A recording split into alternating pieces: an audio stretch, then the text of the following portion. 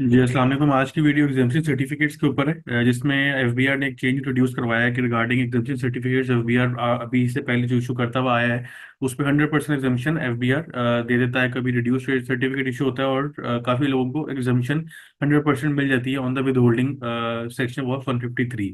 अब इसमें different requirements थी एफबीआर की, जो कि जिसकी बेसिस पे एफबीआर आपको एग्जाम्पशन प्रोवाइड करता रहा है, जिसमें अगर आपकी एडवांस टैक्स लायबिलिटी है जो क्वार्टरली एडवांस टैक्स पे करना होता है, अगर वो कोई कंपनी अपनी इनकम का एस्टिमेट बताए और उस पर जितनी एडवांस एक्टेबिलिटी है क्वार्टरली जो उसकी बनती है, वो अगर कोई कंपनी एफबीआई को कहती है कि हम आपको ये पूरी एडवांस एक्टेबिलिटी अभी आपको हम सारा टैक्स पे कर रहे हैं, आप हमें एग्जेम्पशन सर्टिफिकेट इशू करते हैं कि जो भी हम रेवेन्यू अर्न करें उस पर कोई भी विद होल्डिंग हमारी ना हो।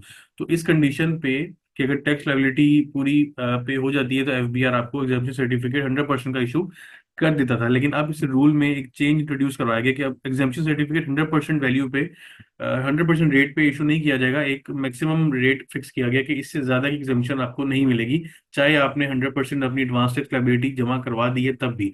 अच्छा, अब इसमें दो सेक्शन लगते हैं। एक तो सेक्शन है रिगार्डिंग पेमेंट जो आप पाकिस्तान से बाहर कर रहे हैं कुछ वेंडर्स को, और कुछ पेमेंट्स ऐसी होती हैं जो विद इन पाकिस्तान आप लोकल वेंडर्स को कर रहे होते हैं। अब दोनों सेक्शंस के अंदर चेंज फाइनेंस एक्ट का पार्ट अब बन गया। इसमें पहले क्या था कि आपको 100% एग्जामिशन अवेलेबल थी, अब उसमें चेंज कर दिया कि for the expression without deduction of tax और deduction of tax at reduced rate. अब without tax deduction of tax का मतलब है कि आपको 100% एग्जामिशन अवेलेबल होती थी पहले कुछ केसेस के अंदर, लेकिन अब इस एक्सप्रेशन को चेंज कर दिया। The expression after deduction of tax at a reduced rate, but such reduction shall not exceed 80% of the rate specified in the said division। इसका मतलब है कि जो 100% रिडक्शन है वो अब आपको नहीं मिलेगी, आपको रिड्यूस्ड रेट पे आपको एग्जाम्पशन मिलेगी।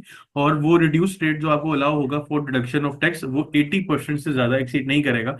फॉर एग्जाम्पल कि अभी अगर आपका रेट था कोई किसी पेमेंट के ऊपर, जैसे कंपनी को अगर आप पेमेंट करें तो आपने 5% टैक्स विथहोल्ड करना होता है अगर आप लोकल पेमेंट कर रहे हैं, तो इसके ऊपर आपको 100% एग्जाम्पशन मिल जाती थी, तो आप 0% टैक्स विथहोल्ड करते थे, बाकी पेमेंट आप वेंडर को रिलीज कर देते थे। ठीक है, ये ओल्ड रेट आपका इस तरह मैकेनिज्म था आपका फॉर एग्जाम्पशन।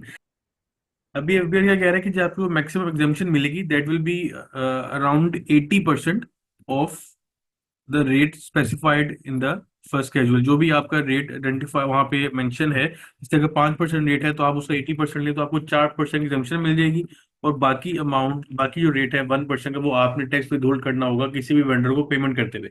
अब जो भी वेंडर आपको सर्टिफिकेट प्रोवाइड करेगा वो आपको 100% एग्जाम्पशन का सर्टिफिकेट नहीं प्रोवाइड कर सकता, क्योंकि रूल में चेंज हो गया है। और इसमें 1% मिनिमम जो है वो आपका रिड्यूस रेट पे आपको टैक्स सर्टिफिकेट मिलेगा अपने वेंडर से। उसकी बेसिस पे आपने अपना जो टैक्स मैकेनिज्म है विद इन द कंपनी, आपने उसमें चेंज लेके आना है। और सिस्टम में आपके जो भी रेट्स एंटर होते हैं अगेंस्ट वेंडर जिनको आपने 100% एग्जाम्पशन दी हुई थी, अब वो 1% एग्जाम्पशन के ऊपर आ गए। और 1% की आपने टैक्स की विद होल्डिंग उस पर मिनिमम करनी ही करनी है। ठीक है, तो अपना जो भी आपका टैक्स का मैकेनिज्म है विद होल्डिंग टैक्स चार्ट कई कंपनीज में इंप्लीमेंट होता है सिस्टम में, तो उसको आप चेंज कर लें ताकि अब आपका जो 100% एग्जाम्पशन वाले वेंडर्स हैं वो 1% के ऊपर ऑटोमेटिकली ट्रांसफर हो जाएंगे। अब आपकी स्क्रीन के सामने एक सैंपल सर्टिफिकेट है जो कि 1 जुलाई 2024 को एफबीआई की तरफ से इशू किया गया।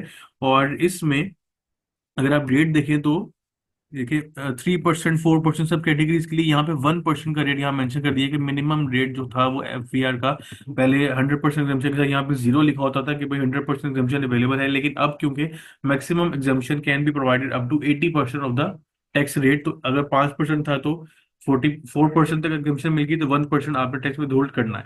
तो ये एक मैयर है रिगार्डिंग के अगर इकोनॉमी के अंदर आप दो तरफ से एफबीआई कम्युनिकेशन हो रही हो, तो एक बंदा जो टैक्स विद होल्ड कर रहा है वो बता रहा है कि मैंने इतनी पेमेंट पे इतना टैक्स विद होल्ड किया, दूसरी तरफ से जो टैक्स पेयर है जिसके नाम पे टैक्स विद होल्ड हुआ है वो डिक्लेयर करेगा कि मेरा इतना टैक्स विद होल्ड हुआ है। तो वो एक कह सकते हैं कि एक सप्लाई चेन में एफबीआई ट्रेल बनाना चाह रहा है, जबकि इस तरह कोई कॉन्सेप्ट नहीं है। अगर आप किसी बंदे से, किसी कंपनी से आपने 100% टैक्स की पेमेंट रिसीव कर ली है तो आइडियली तो आपको उसको एग्जाम्पशन दे देनी चाहिए। लेकिन अब ये लॉ का पार्ट बन गया, तो अब इस तरह ही होगा कि आपको जो भी एग्जाम्पशन मिलेगी वो रिड्यूस्ड रेट के ऊपर मिलेगी, 100% एग्जाम्पशन नहीं मिल रही होगी। और क्वार्टरली एग्जाम्पशन सर्टिफिकेट्स रिन्यू होंगे और एफबीआर इसको विद इन 15 डेज आपको इशू करेगा। जैसे यहाँ पे 153 सेक्शन के अंदर मेंशन कर दिया गया है कि commissioner shall issue reduced rate certificate within 15 days of filing of application to a company if advance tax liability has been discharge. 15 आपको सर्टिफिकेट इशू कर दिया जाएगा। अगर आपको 15 डेज के बाद सर्टिफिकेट इशू नहीं होता और कोई आपको नोटिस भी नहीं आता कमिश्नर की तरफ से फॉर इंक्वायरी, तो ऑटोमेटिकली सिस्टम आपको एक डीम्ड सर्टिफिकेट रिड्यूस रेट पे इशू कर देगा। तो ये लॉ का पार्ट अब बन गया। अब आपको जो भी एग्जाम सर्टिफिकेट मिलेगा वो रिड्यूस रेट में मिलेगा। अपने जो भी टैक्स मैकेनिज्म है कंपनीज के अंदर एप्लीकेबल होता है with in the payments department, उसको आप अपडेट कर लें ताकि आपका विद होल्डिंग की जो कंप्लाइंस है उसमें कोई इशू ना आए। इंशाल्लाह नेक्स्ट वीडियो में एक रीसेंट अपडेट से मुलाकात होगी। अपना ख्याल रखिएगा। अल्लाह हाफिज।